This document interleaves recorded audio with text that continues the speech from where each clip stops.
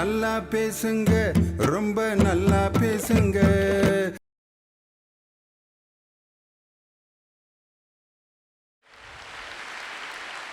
ஒரு வாயிலிருந்து ஒரு வார்த்தையை நம்ம சொல்லிட்டோம்னா அதை திரும்ப எடுக்க முடியாது. துப்பாக்கியிலிருந்து வெளியேற்றப்பட்ட குண்டு மாதிரி, வில்லிலிருந்து புறப்பட்ட அம்பு மாதிரி, பசுவின் மடியிலிருந்து கறந்த பாலை திருப்பி மடிக்கு கொண்டு போக முடியாது. கண்ணிலிருந்து விழுந்த கண்ணீரை திருப்பி கண்ணுக்குள்ளே கொண்டு போக முடியாது. அது மாதிரி நம்ம வாயிலிருந்து வர்ற வார்த்தையை விட்டுட்டோம்னா திருப்பி அதை வாங்கி திருப்பி வாய்க்குள்ளே கொண்டு போக முடியாது. நம்ம கோபத்தில் சில பேரை சொல்லிடுவோம், போடா இப்படிலாம் இருக்கிறதுக்கு செத்துறலாம் அப்படிமா. அவன் போய் உண்மையிலே சாகிறதுக்கு முயற்சி எடுத்துட்டான். அதுக்கப்புறம் அவனை போய் கதை உடச்சி கீழே போட்டு கயிறெல்லாம் எடுத்து மேலே உளுந்து அழுவாங்க. தெரியாமல் சொல்லிட்டேன், தெரியாமல். ஏன் சொல்லணும், எதுக்காக இப்படி அழுகணும்? யாரையாவது கோபத்தில் திட்டிவிட்டு இப்படி திட்டிவிட்டேன்னொன்னே இப்படி நெளிவேன். அதாவது நான் வேறு மாதிரி தான் சொல்லலான்னு இருந்தேன், வாய் வந்துருச்சு, என்ன செய்ய சொல்கிற அப்படின்ட்டு நெளிகிறதன், மன்னிப்பு கேட்குறதன். ஏன்? ஆனால் அதை முன்கூட்டியே நம்ம யோசித்து செஞ்சுருந்தோம்னா இவ்வளோ கஷ்டப்பட வேண்டிய அவசியம் இல்லை. தலைப்பு அருமையான தலைப்பு.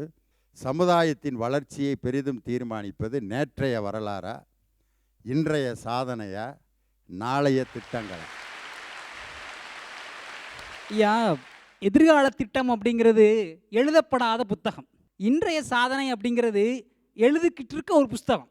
ஆனால் நேற்றைய வரலாறு அப்படிங்கிறது எழுதி முடித்த ஒரு புஸ்தகம் ஐயா. இன்னைக்கு சமுதாய வளர்ச்சிக்கு பெரிதும் துணையாக இருக்குது எதுன்னு கேட்டால் அந்த எழுதி முடித்த புஸ்தகமாக இருக்கிற நேற்றைய வரலாறு தான் ஐயா.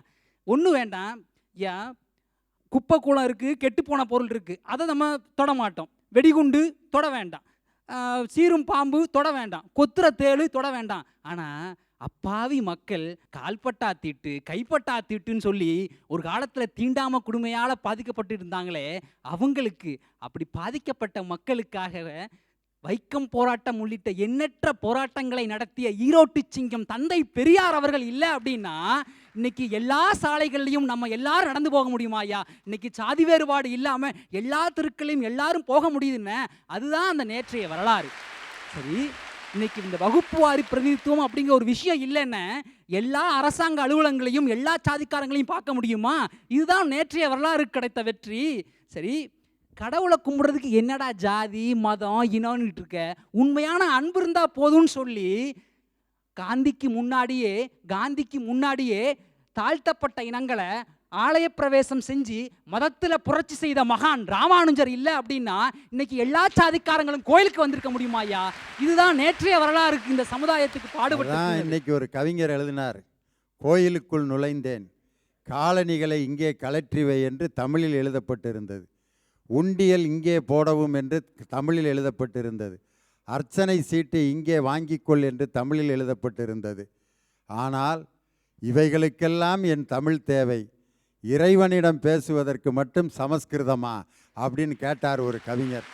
இதெல்லாம் தமிழில் எழுதினதுக்கு கடவுள்கிட்ட பேசுகிறதையும் தமிழில் பேசினா என்னையான்னு சொல்லி ஒரு கவிஞன் சிந்தித்தான். கடவுளர் விரும்பும் மொழி அப்படின்னு சொல்லி ஒரு கவிதை எழுதி இடங்கரவுண்ட இளைஞர் மகனை மடந்தையின் வடிவாய் மாற்றியது எம்மொழி. கடவுளுக்கும் எங்களோட மொழிதாயா பிடிக்கும் அப்படின்னு சொல்லி ஒரு 10 உண்மைகளை இன்னைக்கு உலகுக்கு உணர்த்த கவிஞன் முடியரசன். அதோட விளைவு தான் நேற்றைய வரலாறு. கலைஞர் அவர்கள் தமிழிலும் அர்ச்சனை செய்யணும் அப்படிங்கிற ஒரு சட்டம் வந்துச்சா இல்லையா? ஆக நேற்றைய வரலாறு தான் இன்னைக்கு ஒரு தமிழனுடைய மொழி காக்கவும் பயன்பட்டு இருக்கு. இன்னைக்கு காந்தியடிகளுடைய அந்த 3ஆம் வகுப்பு ரயில் பயணம் அப்படிங்கிற ஒரு விஷயம் இல்லைன்னு இன்னைக்கு நம்ம எல்லாரும் அந்த ரயிலில் சுயமரியாதைக்காரர்களாக பயணிக்க முடியுமா? முடியாதுயா. அந்த 3ஆம் வகுப்பு ரயில் பயணம் என்கிற வரலாறு இன்னைக்கு நம்மளை சுயமரியாதைக்காரர்களாக பயணிக்க செய்திருக்கிறது. சரி, மதம் உலகிலேயே இங்கு மட்டும்தான் அக்ரஹார தெருவில் கூட ஆலிசாவிற்கும் ஆண்டனி கிருசாந்துக்கும் உறவுகள் இருக்கின்றன. உலகிலேயே இங்குதான் பள்ளிவாசல் தெருக்களில் கூட பவித்ராவிற்கும் பால் சசிதரனுக்கும் உறவுகள் இருக்கின்றன. உலகிலேயே இங்குதான் சர்ச் ரோட்டில் கூட சத்யாவிற்கும் சையது சுலைமானுக்கும் உறவுகள் இருக்கின்றன என்றால் அதற்கு காரணம் இந்தியாவின் இந்த மத நல்லிணக்கம். இதற்கு முன்னாடி இந்தியாவை ஆண்ட மன்னர்கள் அசோகர் தான் பௌத்த மதத்தை தழுவிய போதும் தன்னுடைய நாட்டில் மற்ற மதங்களுக்குரிய மரியாதையை கொடுத்து வந்திருக்கிறார். ஹர்ஷவர்தன் தன்னுடைய நாட்டில் இந்தியாவில் சர்வசமய மாநாட்டினை நடத்தி புகழ் பெற்றிருக்கிறார். இதே போன்று காலனி ஆதிக்கத்திற்கு முன்னாடியே இந்தியாவில் கிறிஸ்துவத்தை வரவேற்பளித்த மன்னன் திருமலை நாயக்கர், ராஜராஜ சோழன், இப்படி எண்ணற்ற மன்னர்கள் தன்னுடைய மத நல்லிணக்கத்தை பின்பற்றினால்தான் இன்று எழிலன் ஹிந்து, அதற்கு அடுத்து உட்கார்ந்துருக்கிற பெண் ஒரு கிறிஸ்துவம் இல்லையா, இப்படி ஒரு இந்துக்கு பக்கத்தில் ஒரு கிறிஸ்துவன் உட்கார முடியுது அப்படின்னா அதற்கு காரணம் நேற்றைய மத நல்லிணக்கம் தந்த வரலாறியா. சரி, கலைஞருடைய அணில் குஞ்சுங்கிற ஒரு நாவல்ல ஒரு தலித் சிறுவனால விளக்கப்பட்ட ஒரு அணில் குஞ்சு, அட போங்கடா உங்களால் என்னால் எதுக்கடா உங்களுக்கு சண்டை வரணும்னு சொல்லி அது தப்பிச்சு போய் ஒரு தலித்துகளுக்கும் இந்துக்களுக்கு நடுவே சண்டையை எப்படி தடுத்ததோ அதே மாதிரி இன்னைக்கு எத்தனையோ தலைவர்கள் தன்னை தொலைத்து கொண்டதால் தான் இன்று அக்பருக்கும் அகிலாண்டேஸ்வருக்கும் கல்யாணம் நடக்குயா. சரி, தலித்துகளுக்கு ஒரு காலத்தில் எவ்வளவோ கஷ்டப்பட்டாங்க. அந்த கஷ்டத்தை எல்லாம் போக்கணுங்கிறதுக்காக நம்முடைய தமிழ்நாட்டிலிருந்து தாத்தா ரெட்டமலை சீனிவாசனும் அண்ணல் அம்பேத்கரும் வட்டமசை மாநாடுகளில் போய் முழங்கி, காந்திக்கு இணையாக முழங்கி அவரிடமிருந்து பறிக்கப்பட்ட பஞ்சமர் நிலங்களை அவங்களுக்கு மீட்டு கொடுத்தார்கள். அதன் விளைவுதான் இன்னைக்கு அரசு அலுவலகங்களில் தலித்துகளை நம்மளால பார்க்க முடியுது. அட இவ்வளோ ஏங்க, நம்முடைய பாரத குடியரசுத் தலைவராக இருந்த டாக்டர் ஏபிஜே அப்துல் கலாம் ஒரு தலித் சமுதாயத்தை இருந்து இந்தியாவின் மிக உயரிய பதவியாகிய குடியரசு மாளிகையை அலங்கரிக்க முடியும் என்கிற நிலை இருக்கிறது என்றால் அதற்கு காரணம் நேற்றைய வரலாறு. ஒடுக்கப்பட்ட இனத்திலிருந்து வந்த சூரியன் கலாம் என்றால் அது நேற்றைய வரலாறு தந்த போராட்டங்களின் விளைவு. ஆகவேதான் நேற்றைய வரலாறு தான் இந்த சமுதாய வளர்ச்சிக்கு மிக முக்கிய தூண்களாக இருக்கிறது. ஒரு காலத்துல ஹிந்தி கட்டாய பாடமாக்கப்பட்டுச்சு. தமிழ்நாட்டில் இந்திக்கு ஆதிக்கமா என வெகுண்டெழுந்து மொழிப்போர் செய்து அந்த மொழிப்போருக்காக தன்னுடைய உயிரையே தியாகம் செய்த தாளமுத்து நடராசன் தமிழ்நாடு என பெயர் மாற்றம் செய்ய கோரி தன் இன்னுயிரை இந்த விருதை சங்கரலிங்கனார், சிங்கத்தமிழன் சின்னசாமி, இதே போன்று பா ஜீவானந்தம் இவர்களெல்லாம் மொழிப்போர் செய்து தன்னுடைய உயிரையும் தன்னுடைய வாழ்நாள்களையும் தியாகம் செய்த பா ஜீவானந்தம், நாவலர், முத்தமிழறிஞர் கலைஞர், பேரறிஞர் அண்ணா. ஒரு காலத்தில் மும்முனை போராட்டம் நடைபெற்றது. ஆம், ராஜாஜியின் குலக்கல்வி திட்டத்தை எதிர்த்தது. இப்போது சொன்னார்களே இன்றைய சாதனைகள், ராஜாமணி IAS, அந்த ராஜாஜியின் குலக்கல்வி திட்டத்தை எதிர்த்து முத்தமிழறிஞர் கலைஞரும் பேரறிஞர் அண்ணாவும் மும்முனை போராட்டம் நடத்தாமல் இருந்திருந்தால் இன்னைக்கு அந்த புரோட்டா போடுற பையன் புரோட்டாதாயா போட்டிருப்பான். ஐயா, நேற்றைய வரலாறு என்பது முடிந்து போன ஒன்று, ஆனால் அறுந்து போனதல்ல. நேற்றைய வரலாறுகளிலிருந்து உண்மைகள் கிடைக்கும், படிப்பினை கிடைக்கும், கருத்துக்கள் கிடைக்கும், சிந்தனைகள் செதுக்கப்படுகிறது. ஐயா, இவற்றையெல்லாம் நாம் உள்வாங்கி உருமாறிக்கொள்ள கற்றுக்கொள்ள வேண்டும். ஐயா, நேற்றைய வரலாறு அவற்றிற்கு மட்டும்தான் பயன்படுகிறது. உதாரணமாக இந்திய சுதந்திர போராட்ட வரலாறு, மொழி போராட்ட வரலாறு, தந்தை பெரியார் அவர்களுடைய முன்னிலையிலும் தலைமையிலும் வைத்து நடந்த பல தீண்டாமை ஒழிப்பு போராட்டங்கள், இந்தியா சீனா போர் போன்ற எண்ணற்ற வரலாற்று பதிவுகள் நம் முன் நிழலாடுகிறது. இவற்றிலிருந்து நல்லவற்றை மட்டுமே நாம் எடுத்துக்கொள்ள வேண்டும். ஐயா, எனக்கு அடுத்து நாளைய திட்டங்கள்னு பேசுறதுக்காக நிறைய பேர் காத்திருக்காங்க. ஐயா, அவங்கள பார்த்தா எனக்கு பரிதாபமா இருக்கு. ஏன் தெரியுமா? குழந்தையே பிறக்கல, அதுக்குள்ளாடி குழந்தைக்கு சம்பந்தம் பேச வந்திருக்காங்க. ஐயா, நாளைய திட்டம் என்பது கனவுகளின் மூட்டை, கனவுலக சாம்ராஜ்யம், கனவுகளில் கலர் இருக்கும்யா. ஆனால் இன்றைய சாதனைகள் என்ற நிஜத்திற்கு ஈடாகாது. நிஜத்திற்கு முன்னால் நிழல் ஒரு போட்டியா? நாங்கள் நிஜங்களில் வாழ்ந்து கொண்டிருக்கிறோம், அவர்கள் கனவுகளில் மிதக்கிறார்கள். ஐயா, நாளைய திட்டங்கள் என்பது பிறக்காத குழந்தை. இன்றைய சமுதாய வளர்ச்சிக்கு பிறக்காத குழந்தை, அதாவது நாளைய திட்டம் எவ்வாறு பங்களிக்க முடியும்? முடிந்து போன கடந்த காலம் என்ற நேற்றைய வரலாறும் பிறக்காத குழந்தை என்ற நாளைய திட்டமும் இன்றைய சமுதாய வளர்ச்சிக்கு எவ்வாறு ஐயா துணை நிற்க முடியும்? நடுவர் ஐயா அவர்களே, இதனை நீங்களும் நன்கு புரிந்து கொண்டதால் தான் இன்றைய சாதனைகள் என்னும் தலைப்பினை வழங்கியிருக்கிறீர்கள். இன்றைய சாதனைகளால் தான் சமுதாயத்தின் வளர்ச்சியை பெரிதும் தீர்மானிக்க முடியும் என்று நீங்களும் நம்பிக்கை வைத்திருந்ததால் தான் தலைப்பிலேயே முடிவையும் தந்து விட்டீர்கள். பின்பு உங்கள் முடிவை ஆதரித்து பேசுவதை தவிர இந்த ஆதிராவின் செயல் என்னவாக இருக்க முடியும்? ஐயா, சாதனைகள் என்ற புதிய புதிய கண்டுபிடிப்புகளால் மனித சமுதாயம் என்ற சிற்பம் நாள்தோறும் வண்ணம் பெறுகிறது. அறிவியல் கண்டுபிடிப்புகளில் உலகுக்கு பயனளித்து கொண்டிருக்கக்கூடிய கம்ப்யூட்டர், சாஃப்ட்வேர் அப்ளிகேஷன் போன்றவற்றிற்கு ஏது ஐயா நேற்றைய வரலாறு? ஐயா, கரிகாலனுக்கு வேண்டுமென்றால் நேற்றைய வரலாறு இருக்கலாம், ஆனால் கம்ப்யூட்டருக்கு ஏது ஐயா நேற்றைய வரலாறு? கம்ப்யூட்டரில் தேர்ச்சி மற்றும் பயிற்சி பெற்ற நம் நாட்டு இளைஞர்கள் இன்றைக்கு உலகின் ஒவ்வொரு மூலை முடுக்குகளிலும் பணி செய்து தன்னை சார்ந்த குடும்பங்களுக்கும் தன்னுடைய சமுதாயத்திற்கும் உழைத்து கொண்டிருக்கிறார்களே, அதுதான் சார் இன்றைய நம் சமுதாயத்தின் இளைஞர்களின் வளர்ச்சி. இதை மறுக்கவும் முடியாது, மறக்கவும் முடியாது.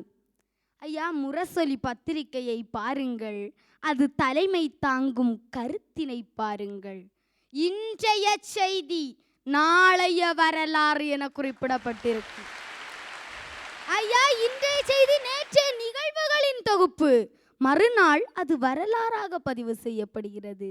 அது வரலாற்று உண்மைகளை தாங்கக்கூடிய பதிவேடு, வளர்ச்சிக்கான வழிகாட்டி என்று நாம் தவறாக நினைத்து விடக்கூடாது. ஐயா, ஒரு ஸ்கூல்ல ஒரு வரலாறு ஆசிரியர் பாடம் எடுக்கிறாரு. பாடம் எடுத்துட்டு டெஸ்ட்டும் போடுறாரு. மறுநாள் பேப்பரை கொண்டு வராரு கோமா.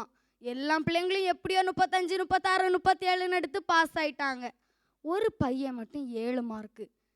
டீச்சருக்கு ரொம்ப கோபம் வந்துடுச்சு. என்னடா ஆறுமுகம், மாசம் மாசம் நானும் டெஸ்ட் போடுறேன், நீ 6, 7, 6, 7 எடுக்கிற, உன்னை யார் ஃபெயில் ஆகணும்னு சொன்னா, நீ ஏன் படிக்கல அப்படிலாம் கேட்குறாரு. உன்னை அந்த மாணவன் சொல்கிறான், நீங்கள் தானே டீச்சர் சொன்னீங்கன்னு. ஆசிரியர் பயந்துட்டாரு. டே, நானும் அவனை ஃபெயில் ஆக சொன்னேன் அப்படின்னு கேட்டார். உடனே அந்த மாணவன் சொல்கிறான், டீச்சர் நீங்கள் தானே சொன்னீங்க பெற்றோர்க்கு கீழ்ப்படியுங்கள், பெற்றோர்க்கு கீழ்ப்படியுங்கள்னு.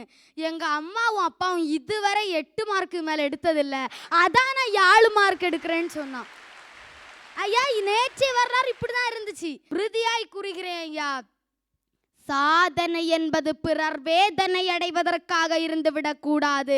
சாதனை என்பது சமுதாயத்தை வாழவும் வளரவும் வைப்பதற்காக இருக்க வேண்டும். கல்விங்கிறது எப்படி தெரியுமா இருக்கணும்? தனக்கு இல்லை என்று வருத்தப்படுவதை விட எது இல்லையோ அது பிறருக்கு கிடைக்க செய்வதுதான் உண்மையான கல்வி. பாட புத்தகத்தை தவிச்சு நம்ம வாசிக்க என்னைக்கு நேசிக்கிறோமோ அன்றுதான் கல்வியில அது போல திட்டங்கள் நாட்டில் வேணும். அதுக்கு தான் முத்தமிழ் அறிஞர் சென்ற ஆண்டு ஆட்சியில் இருந்த பொழுது சமச்சீர் கல்வியை கொண்டு வந்தாரு. அது இன்னைக்கு முழுமையாக செயல்படுதாங்கிறது ஒரு மிகப்பெரிய கேள்விக்குறியா இருக்கு. ஜப்பான்ல அழகா ஒரு வாசகம் எழுதி போட்டிருப்பாங்க, முன்னால் முடியாது என்றால் இந்த ஜப்பானால் முடியாது, ஜப்பானால் முடியாது என்றால் இந்த உலகத்தாரால் முடியாதுன்னு எழுதி போட்டிருப்பாங்க. அதுக்கு காரணம் என்ன தெரியுமா? அவை மொழிகளை சார்ந்த கல்வியையும் மற்ற பாடங்களையும் அவை மொழியில படிச்சுட்டு இருக்கான். இன்னைக்கு நம்ம ஆங்கில கல்வி படிக்கிறோம், சிபிஎஸ்சி ஸ்கூலில் படிக்கிறோம், மெட்ரிகுலேஷன் ஸ்கூலில் படிக்கிறோம். நம்முடைய மொழியிலையும் பிற பாடங்களை என்னைக்கு படிக்கிறோமோ அன்றுதான் இந்த நாடு வளம் பெறும் என்பது யாராலையும் மறுக்க முடியாத உண்மை. இது போல ஐயா, மீண்டும் உங்கள்கிட்ட ஒரு கேள்வி வைக்கிறேன். பாரதி தான் சொல்கிறான், நல்ல காடுகளை வழங்கடான்னு சொல்கிறான். ஒரு தீர்க்கதரிசி போல பாரதி சிந்திச்சிருக்கான். கடைசி நதியும் விஷமேறி, கடைசி மரமும் வெட்டுண்டு, கடைசி மீனும் பிடிபட, அப்போதுதான் மனிதனுக்கு தெரியும் பணத்தை சாப்பிட முடியாது என்ற அன்னைக்கு நிலைமை தான் இன்னைக்கு நீடிச்சிட்டு இருக்கு. பாரதி காலகட்டத்தில் பசுமை நல்லா இருந்தது, இயற்கை வளங்கள் இருந்தது, நாட்டில் எந்த வித குறையும் இல்லை, இயற்கை வளத்தோடு இருந்தான். ஆனால் பாரதி நல்ல காடுகளை வளர்க்கணும்னு ஏன் சொல்கிறாரு?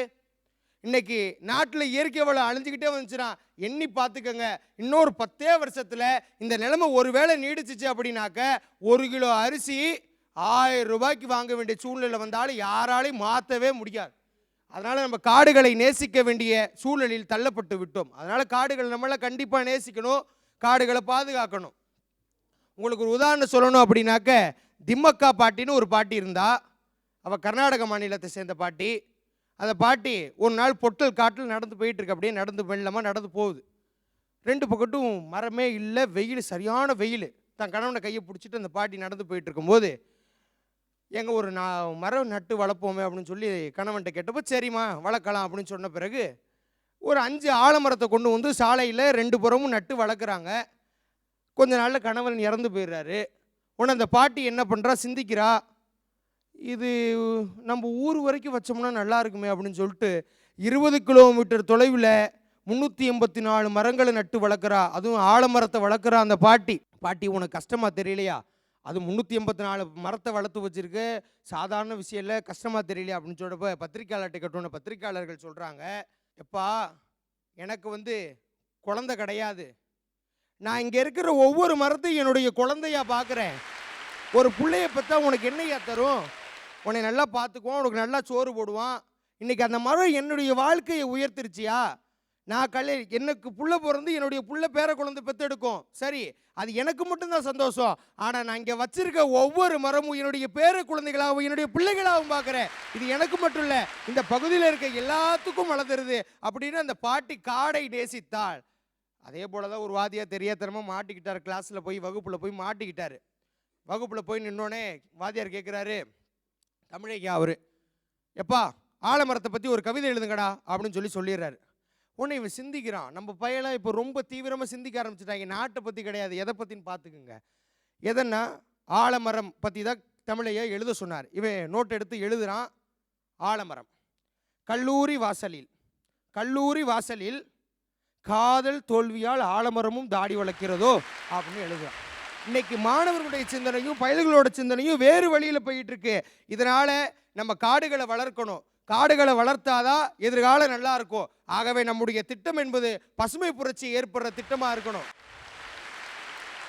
வரலாறுங்கிறத படிக்கிறது மூலமா நாம கடந்த காலத்தை தெரிஞ்சுக்க முடியும், நிகழ்காலத்தை புரிஞ்சுக்க முடியும், எதிர்காலத்தை அறிஞ்சிக்க முடியும். வரலாறுங்கிறது ஒரு ஆறு. அது தன்னோட ஓட்டப்பாதையில விட்டு போகக்கூடிய தங்க தானிய மணிகள் தான் நல்ல சிறந்த கருத்துக்கள்னு சொல்லலாம். ஒரு வாடகை வீட்டில் குடியிருக்கிறவங்கள எடுத்துக்கோங்களேன். இவ்வளோ நாள் வசிச்ச வீட்டில் இருந்து இன்னொரு வீட்டுக்கு போகிறாங்க, அல்லது சொந்தமாக ஒரு வீடு கட்டணும்னு நினைக்கிறாங்க. அப்போ திட்டம் தீட்டணும்னு நினைக்கும் போது வெறுமனே எப்படியா திட்டம் தீட்ட முடியும்? திட்டம் தீட்ட வேண்டும் என்றால் அந்த கடந்த கால பாடம் அவர்களுக்கு அமைய வேண்டும். அந்த கடந்த கால பாடம் தான் இன்றைய சாதனையும் நாளைய தேவைகளையும் பூர்த்தி செய்யுதுன்னு சொன்னா அந்த இடத்துல நிற்கக்கூடியது எங்களுடைய நேற்றைய வரலாறு தானே. நாளைய திட்டங்கள் எப்படி தெரியுமா இருக்குது? I thought a thought, but the thought I thought was not the thought I thought. I was looking back to see if she was looking back to see if I was looking back to see if she was looking back at me. ரெண்டு வாக்கியம் என்ன சொன்னேன்னே தெரில. ஆனால் இப்படி பேசுகிறதுக்கு ஒரு பெரிய கம்பெனியே இன்றைக்கி இருக்காங்க. Rose is the rose is the rose, rose is not a rose because is rose is the ரோஸுமே. என்னடா சொல்கிற அப்படின்னா கேட்டுட்டு போயிட்டே இருக்கியா, புரியல, அப்போ தான் நான் தெளிவாக பேசுகிறேன்னு அர்த்தம். அப்படின்னு அது மாதிரி ரெண்டு வாக்கியம் சொன்னியே, எப்படித்தான் இப்படி மனப்பாடம் பண்ணேன்னு தெரில. என்னம்மா அது? கூட ரெண்டு வார்த்தை சொல்கிறேன். Fanny Fetter found a fan, a fan found Fanny Fetter, but Fanny Fetter lost her fan, so Fanny Fetter faltered and then fainted. Fancy Nancy didn't fancy doing fancy work, Fancy Nancy did fancy Nancy Dantes doing fancy work, Fancy Nancy did fancy work. என்ன வேணாலும் சொல்லிக்கலாம் நீ சொல்கிற. வரலாறுங்கிறது முடிஞ்சு போன விஷயம்தான். அந்த முடிஞ்சு போன விஷயம்தான் வளர்ச்சிக்கு உதவுது. ஒரு விதை மண்ணில் விழுந்து அது மடிஞ்சு போனாதான் அந்த இடத்துல ஒரு தளிர் உருவாகுது. அதே போலதான் நேற்றைய வரலாறு தான் இன்றைய வளர்ச்சிக்கு உதவுதுன்னு சொல்றேன். பாட்டி இருக்கிறா நிலாவிலன்னு சொல்லி சொல்லி சோறு ஊட்டிய வரலாறு தான் இன்னைக்கு பாட்டியை பார்க்க போகணும் நிலாவுக்குங்கிற ஒரு சாதனையும் அதை திட்டமிடுறதுக்கு ஒரு உறுதுணையுமா இருந்துச்சுன்னு சொன்னா அதுக்கு காரணமா இருந்தது எங்களுடைய நேற்றைய வரலாறு தான். ஆனா பெத்தது நாங்க, பேர் வச்சது அவங்கங்கிற மாதிரி கண்டுபிடிப்புக்கும் வளர்ச்சிக்கும் காரணமா இருந்தது என்னவோ எங்களுடைய நேற்றைய வரலாறு தான். ஆனா பேர் வச்சு பேர் வாங்கிக்கிறது என்னவோ இன்றைய சாதனையா இருக்குதுயா. எல்லாரும் தொட்டு பேசுற விஷயம் சில மாதங்களுக்கு முன்னாடி நடந்தது. வரலாறு அந்த ஊடகங்கள்லாம் பதிவு பண்ண செய்தி என்ன அப்படின்னு சொன்னா, வரலாறு காணாத மழை வெள்ளம்னு சொன்னாங்க. ஆமா, வரலாறு காணாத மழை வெள்ளம் இன்னைக்கு வரலாறா பதிஞ்சு நிக்குது. அந்த இடத்துல கூட இன்றைய சாதனைன்னு பேசுறாங்களே, அந்த இடத்துல அவங்களுடைய பவரும் இல்லை, அதற்கான டவரும் இல்லை. ஐயா, டவரும் இல்லை, அதற்கான பவரும் இல்லை. தந்திக்கே தந்தி கொடுத்தது தான் அவங்க இன்றைய சாதனையா? நான் கேட்குறேன், அந்த இடத்துல கூட எங்களுடைய தொன்மையான வரலாறான வாக்கி டாக்கி தான் தகவல் பரிமாற்றத்துக்கு உதவி பல உயிர்களை காப்பாற்றியதுன்னு சொன்னா அதுல நிக்குதுயா எங்களுடைய நேற்றைய வரலாறு.